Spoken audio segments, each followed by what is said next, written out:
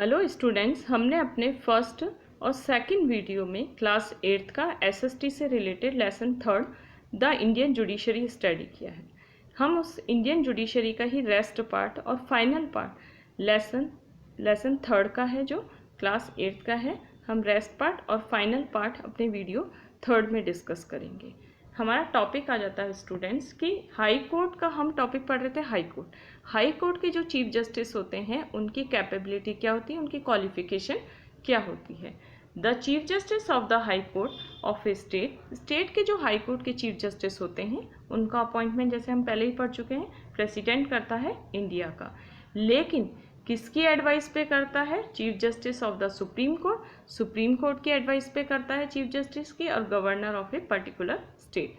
It mean simple सा है, India के अगर किसी भी स्टेट के चीफ जस्टिस का अपॉइंटमेंट करना है तो कौन करता है अपॉइंटमेंट? प्रेसिडेंट करता है इंडिया का। और किसके सजेशन पे करता है? Chief justice of the Supreme court and the governor of the particular state. Means president chief justice का अपॉइंटमेंट करता है, जो हाई कोर्ट के चीफ जस्टिस का अपॉइंटमेंट गवर्नर के थ्रू करता है एडवाइस लेके, प्लस सुप्रीम कोर्ट के चीफ जस्टिस की एडवाइस लेता है। अब हमारा टॉपिक आ जाता है qualification for the high court जजेस। हाई कोर्ट के जजेस की क्वालिफिकेशन क्या होती है? सबसे पहले है a citizen of India. High court का जो चीफ जस्टिस होता है वो सिटीजन होना चाहिए। Have at least 10 years of the experience and an advocate the state. किसी भी स्टेट में अगर कोई सबऑर्डिनेट कोर्ट है, उस सबऑर्डिनेट कोर्ट में जो अगर कोई पर्सन है जो हाई कोर्ट का चीफ जस्टिस बनने के लिए कैपेबल है, तो उस पर्सन को 10 years की एक्सपीरियंस होना चाहिए एज ए एडवोकेट किसी भी सबऑर्डिनेट कोर्ट में। अब हमारा टॉपिक आ जाता है टेन्योर, कि जो हाई कोर्ट है उसके चीफ जस्टिस का टेन्योर कितना होता है। रिटायरमेंट एज है 62, जबकि सुप्रीम कोर्ट के चीफ जस्टिस की रिटायरमेंट एज है 65। Remove from their office, high court के चीफ जस्टिस को उसके ऑफिस से, इट मीन्स उसकी पोस्ट से रिमूव किया जा सकता है। कौन से प्रोसेस के थ्रू? इम्पीचमेंट प्रोसेस के थ्रू। अब हमारा आ जाता है सैलरी, कि हाई कोर्ट के चीफ जस्टिस की सैलरी क्या होती है। Chief justice of high court 90,000 and other जजेस की सैलरी होती है 80,000। The president can transfer the जजेस to the of the high court from one high court to another is consultation with the chief justice of India. President एक high court से chief justice का transfer कर सकता है दूसरे high court में, लेकिन किसकी एडवाइस पे कर सकता है? सुप्रीम कोर्ट के चीफ जस्टिस की एडवाइस पे कर सकता है। नेक्स्ट हमारा टॉपिक आ जाता है functions and the powers of the high court. Functions of the powers of the high court में आ जाता है ओरिजिनल ज्यूरिसडिक्शन। इट मीन ऐसे मैटर जो केवल हाई कोर्ट ही हियर कर सकता है वो हमारे ओरिजिनल ज्यूरिसडिक्शन में आते हैं। आर्टिकल 226 आर्टिकल के अकॉर्डिंग रिट, हाई कोर्ट के चीफ जस्टिस को भी रिट मिली हुआ है। इट मीन्स स्पेशल ऑर्डर मिला हुआ है। High court implemented the fundamental rights and the violation the fundamental rights. High court article 226 के अकॉर्डिंग हाई कोर्ट को एक रिट मिला हुआ है, एक स्पेशल ऑर्डर मिला हुआ है। उस स्पेशल ऑर्डर के थ्रू, जिसे हम रिट कहते हैं, रिट के through high court fundamental rights को इम्प्लीमेंट करता है। अगर इन केस ये फंडामेंटल राइट्स डिस्ट्रॉय हो रहे हैं गवर्नमेंट की किसी भी एक्टिविटी के थ्रू, तो हाई कोर्ट इस वायलेशन को रोकता है, प्रिवेंट करता है। नेक्स्ट हमारा आ जाता है appellate jurisdiction. Appellate jurisdiction it means अगर किसी भी डिस्ट्रिक्ट कोर्ट या फिर किसी भी सबऑर्डिनेट कोर्ट में कोई भी डिसीजन से अगर कोई भी डिसीजन डिस्ट्रिक्ट कोर्ट ने लिया है या फिर सबऑर्डिनेट कोर्ट ने लिया है, उस डिसीजन से वो पर्सन सेटिस्फाइड नहीं है जिस पर्सन का मैटर है, तो वो अपना जो मैटर है वो कहाँ लेके जा सकता है? हाई कोर्ट में लेके जा सकता है। ये हो जाता है हमारा हाई कोर्ट का appellate jurisdiction. Appeals both civil and the criminal cases. Civil का मतलब होता है प्रॉपर्टी वगैरह के केसेस होते हैं वो सिविल है, और criminal it means violence activity से related against the decision of the subordinate courts, district courts. Next हमारा पॉइंट आ जाता है एडवाइजरी ज्यूरिसडिक्शन। एडवाइजरी ज्यूरिसडिक्शन में आ जाता है article 228, the high court can also supervise the functioning of the subordinate courts. Advisory jurisdiction में high court अपने subordinate court के फंक्शन को सुपरवाइज कर सकता है। एडवाइजरी ज्यूरिसडिक्शन में, जो कि आर्टिकल 228 के अकॉर्डिंग है, हाई कोर्ट अपने सबऑर्डिनेट कोर्ट के फंक्शंस को सुपरवाइज कर सकता है, इट मीन्स देख रेख कर सकता है। अब हमारा आ जाता है जुडिशियल रिव्यू। हाई कोर्ट का जुडिशियल रिव्यू जो सुप्रीम कोर्ट को भी मिला हुआ है।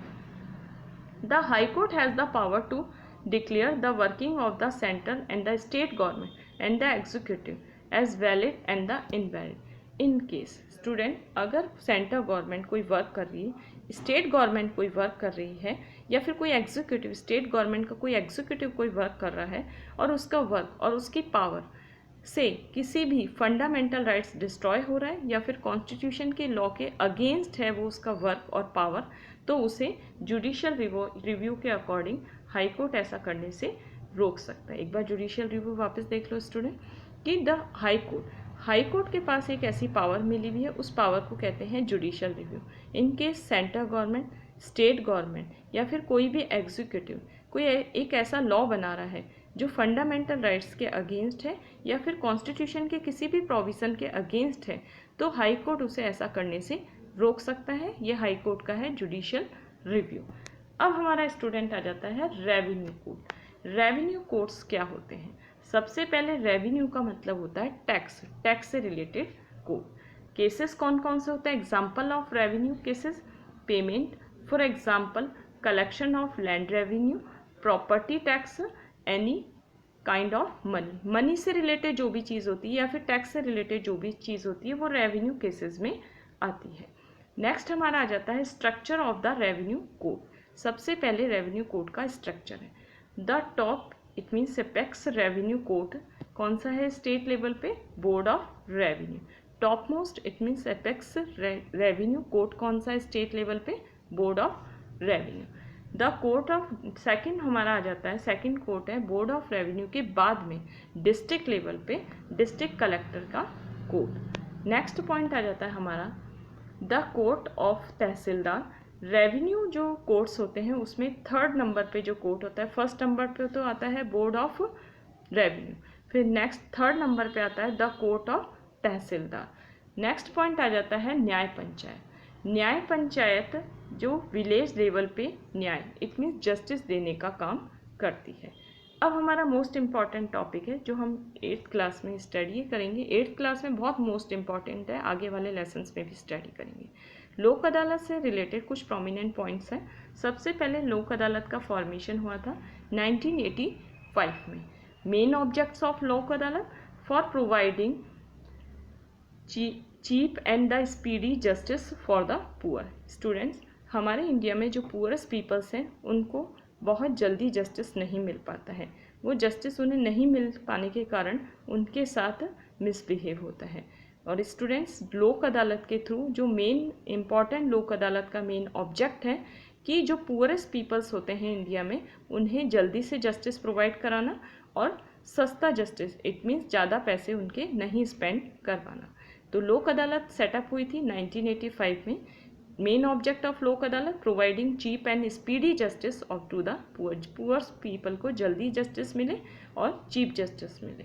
नेक्स्ट हमारा आ जाता है लोक अदालत की फर्स्ट मीटिंग हुई थी, इट मीन फर्स्ट टाइम में लोक अदालत हेल्ड हुई थी न्यू दिल्ली में। फिर नेक्स्ट है हमारा लोक अदालत और also presided over by the retired जज। लोक अदालत को प्रिसाइड करता है, इट मीन्स लोक अदालत की चेयरमैनशिप करने का काम कौन करता है? रिटायर्ड जज। कोई भी रिटायर्ड जज लोक अदालत की चेयरमैनशिप करने का काम करता है और दूसरे अदर जजेस करते हैं। फिर नेक्स्ट हमारा आ जाता है topic types of judicial cases. Judicial cases के टाइप्स क्या क्या हैं? सबसे पहले है सिविल केस।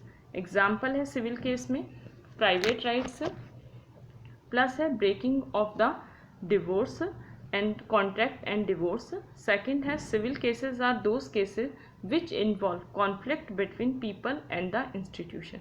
सिविल केसेस में प्रॉपर्टी से रिलेटेड मैटर आते हैं सबसे पहले, और वो केसेस आते हैं जो किसी पीपल्स और इंस्टीट्यूशन के बीच में अगर डिस्प्यूट हो जाता है तो वो सारे सिविल केसेस आते हैं।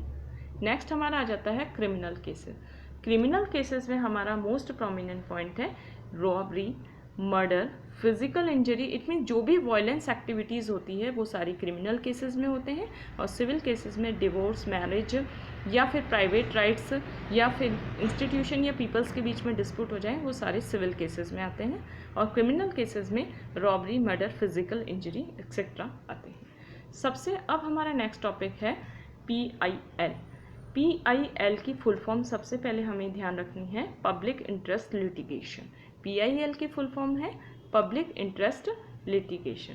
पब्लिक इंटरेस्ट लिटिगेशन में may be filed in the Supreme Court. Supreme Court में केस प्रेजेंट किया जाता है या फिर हाई कोर्ट में प्रेजेंट किया जाता है किसी भी ग्रुप के थ्रू, पीपल्स का कोई भी ग्रुप होता है वो, या फिर कोई भी ऑर्गेनाइजेशन होती है वो।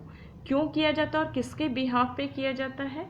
On behalf of those people, उन पीपल्स के बिहाफ पे किया जाता है जिन पीपल्स का फंडामेंटल राइट्स डिस्ट्रॉय हो रहे हैं। इट मीन्स सुप्रीम कोर्ट में केस फाइल किया जाता है, वो पर्सन्स केस फाइल करते हैं जो किसके बेस पे केस फाइल करते हैं? जो पूरेस्ट पीपल्स होते हैं जो अपने फंडामेंटल राइट्स को प्रॉपर रिसोर्सेज नहीं होने की वजह से यूज़ करते हैं। एक एग्जांपल देख लो, मान लो अगर तुम किसी रेस्टोरेंट में गए हो, ठीक है, तुमने रेस्टोरेंट में देखा एक 14 ईयर्स एज का जो बच्चा है, जो चाइल्ड है, वो वर्क कर रहा है, प्लेट्स धो रहा है, ठीक है, प्लेट्स वॉश कर रहा है वो, और रेस्टोरेंट का वर्क कर रहा है। तुमने ऐसा सोचा कि ये गलत है, ठीक है, और वो बच्चा, वो जो चाइल्ड है, वो अपने जो फंडामेंटल राइट्स है उसके लिए सुप्रीम कोर्ट में नहीं जा सकता है, तो तुम एक एप्लीकेशन लिख के सुप्रीम कोर्ट में जा सकते हो। तुमने जो प्रोसेस किया, तुमने जो वर्क किया, उस बच्चे के लिए जो 14 ईयर्स का है, जो किसी रेस्टोरेंट में वर्क कर रहा है, और तुम्हें ऐसा लग रहा है कि उसके फंडामेंटल राइट्स डिस्ट्रॉय हो रहे हैं, तो तुमने उसकी तरफ से जो अपील सुप्रीम कोर्ट में की, वो अपील ही क्या है? पब्लिक इंटरेस्ट लिटिगेशन है। अब हम अपने नेक्स्ट टॉपिक पे आते हैं, फंडामेंटल राइट्स आर। अब हम फंडामेंटल राइट्स की डेफिनेशन देखते हैं। सबसे पहले जिन राइट्स को हमारे कॉन्स्टिट्यूशन में डिस्क्रिप्शन है जिन राइट्स का, उसे हम फंडामेंटल राइट्स कहते हैं। Those basic rights which are essential for the wellbeing of the citizen of the country. जो बेसिक राइट्स सिटीजन के लिए नेसेसरी होते हैं, एसेंशियल होते हैं, और हमारे कॉन्स्टिट्यूशन में जिनका डिस्क्रिप्शन होता है, उसे हम फंडामेंटल राइट्स कहते हैं। स्टूडेंट्स, इसी के साथ हमारा थर्ड लेसन फिनिश हुआ है। लेसन थर्ड सिविक्स से रिलेटेड क्लास 8th का, third class it mean third video में लेसन थर्ड